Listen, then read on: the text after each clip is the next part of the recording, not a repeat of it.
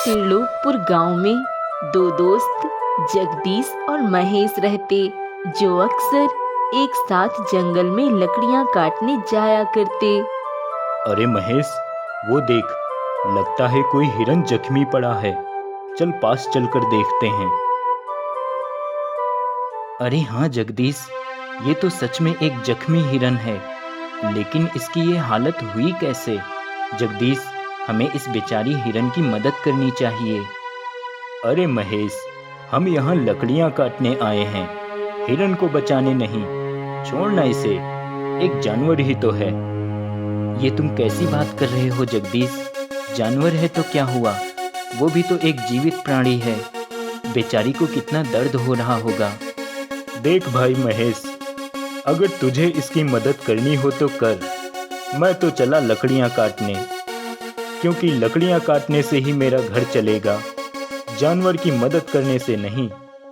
ये बोलकर जगदीश वहां से चला जाता है, लेकिन महेश हिरन के पास ही रहता है और देखता है हिरन की एक सींग टूट गई है, जिस कारण हिरन जख्मी हो गई है। महेश किसी तरह हिरन और उसकी टूटी हुई सींग को घर ले आता है।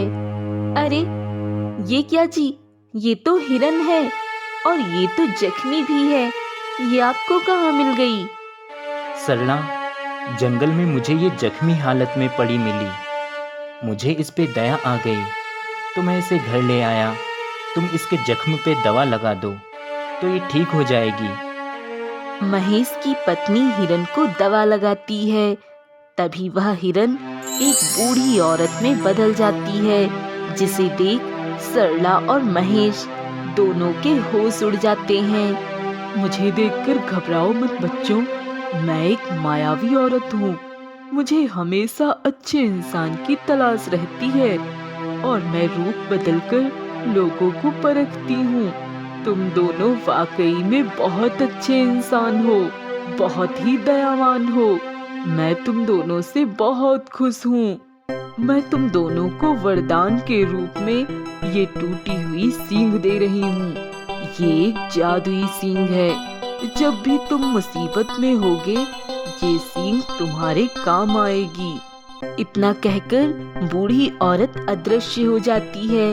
अगली सुबह महेश फिर से जंगल में लकड़ियां काटने जाता है और वहीं उसे उसका मित्र जगदीश मिलता है, जो काफी उदास होता है।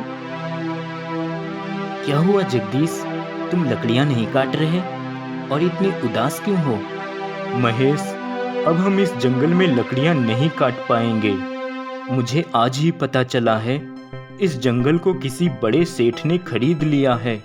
वो इस जंगल पे कुछ बड़ा काम करने वाला है और उसने इस जगह पे लकड़ियां काटने से मना कर दिया है। अरे भाई, फिर तो बड़ी मुसीबत आ जाएगी हम पे। हमारा गुजारा कैसे होगा, हम क्या करेंगे? हाँ महेश, लकड़ियां तो अब काट नहीं पाएंगे, कुछ और ही काम देखना होगा। हाँ, मेरी पहचान वाला एक व्यक्ति है जो एक फैक्ट्री में काम करता है। सोच रहा हूँ उससे बात करूँ, शायद कोई काम बन जाए। भाई जगदीश, मेरे लिए भी बात कर लो, बहुत मेहरबानी होगी, वरना मेरा क्या होगा? ठीक है महेश, मैं जल्द ही बात करके बताता हूँ। ये कहकर दोनों अपने अपने घर की ओर निकल जाते हैं। महेश के घर आते ही सरला महेश से कहती है, अरे आज भी आप खाली हाथ वापस आ गए। कल तो चलो आपने हिरन को बचाया था, लेकिन आज तो लकड़ियां काट लेते। रोज रोज अगर ऐसा करेंगे तो घर कैसे चलेगा? सरला, मैं जानबूझकर ऐसा नहीं कर रहा हूँ।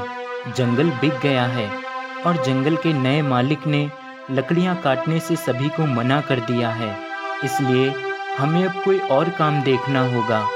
जगदीश ने कहा है वो जल्द ही कोई काम का जुगाड़ लगाएगा। कुछ दिन ऐसे ही बीत जाते हैं। महेश जगदीश का इंतजार करता रहता है, लेकिन जगदीश नहीं आता। जी सुनिए, आज हमें कितने दिन हो गए जगदीश भैया का इंतजार करते हुए, लेकिन वो नहीं आए। घर की हालत बिगड़ती जा रही है, अब क्या करेंगे हम? सरला, मैं जगदीश के घर जाकर देखता हूँ। महेश जगदीश के घर जाता है। भाई जगदीश, इतने दिनों से मैं तुम्हारे इंतजार में हूँ। तुमने मुझे कुछ बताया भी नहीं। वो क्या है ना महेश, मैंने सेठ जी से तुम्हारे लिए बात तो की थी, पर उन्होंने कहा अब कोई जगह नहीं बची है, तो मैं तुम्हें क्या बताता। देखता हूँ, कहीं और काम होगा तो जरूर बताऊंगा। जगदीश की बात सुन महेश उदास होकर चला जाता है। महेश के जाने के बाद जगदीश की पत्नी, आप तो कह रहे थे फैक्ट्री में और लोगों की जरूरत है, तो आपने महेश भाई से झूठ क्यों बोला? क्योंकि मैं महेश को काम पे जानबूझकर नहीं लगवाना चाहता। ये जहाँ भी जाता है अपनी अच्छाई दिखाता है और मुझसे आगे बढ़ जाता है। मुझे इससे जलन होती है। जैसे ही महेश घर आता है, सरला महेश को देख समझ जाती है कि महेश को काम नहीं मिलेगा। तभी सरला को हिरन की जादुई सींग का ख्याल आता है। अरे सुनिए जी, उस मायावी बूढ़ी औरत ने कहा था हिरन की जादुई सींग मुसीबत में हमारे काम आएगी। अब इससे ज्यादा मुसीबत और क्या आएगी? वो जादुई सींग तो हमारे किसी काम नहीं आई। नहीं सरला, शायद हमने जादुई सींग का उपयोग किया ही नहीं, इसीलिए वो अभी तक हमारे काम नहीं आई। सरला, तुम जादुई सींग लेकर आओ। सरला जादुई सींग लेकर आती है। जादुई सींग, हम काफी मुसीबत में हैं, हमारी मदद करो।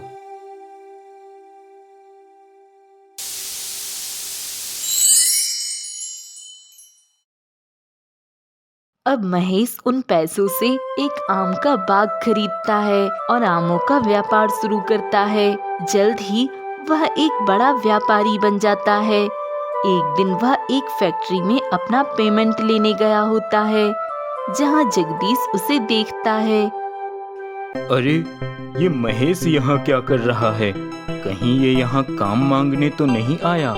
लेकिन इसने सेठ की तरह कपड़े क्यों पहन रखे हैं? लगता है ये पागल हो गया है। अच्छा है, सेठ जी आकर अभी इसे यहाँ से भगाएंगे। ये नजारा तो देखने लायक है। तभी महेश के पास फैक्ट्री का मालिक आता है। अरे महेश जी, आपने यहाँ आने की तकलीफ क्यों की? मैं खुद आ जाता आपके पास। चलिए, आप आ ही गए हैं तो बताइए, क्या सेवा करूँ मैं आपकी? कुछ नाश्ता मंगवा देता हूँ आपके लिए। अरे नहीं नहीं, इतनी तकलीफ मत कीजिए। मुझे कहीं और भी जाना है, तो मैं थोड़ा जल्दी में हूँ। अगर आप मेरा पेमेंट दे दें तो मैं निकल जाता हूँ। हाँ हाँ महेश जी, आपका पेमेंट तैयार है। आइए, मैं आपको आपका पेमेंट दे देता हूँ। उन दोनों की बातें सुन जगदीश का सिर चकरा जाता है। उसे कुछ समझ नहीं आता, तो वह एक दूसरे वर्कर से पूछता है। तब दूसरा वर्कर उसे बताता है। अरे, ये महेश जी हैं। इनका आमों का बहुत बड़ा व्यापार है। बहुत ही धनी व्यक्ति हैं ये, हमारी फैक्ट्री के मालिक से भी ज्यादा। वर्कर की बात सुन जगदीश के पैरों तले से जमीन खिसक जाती है और उसे उसके पुराने दिन याद आने लगते हैं।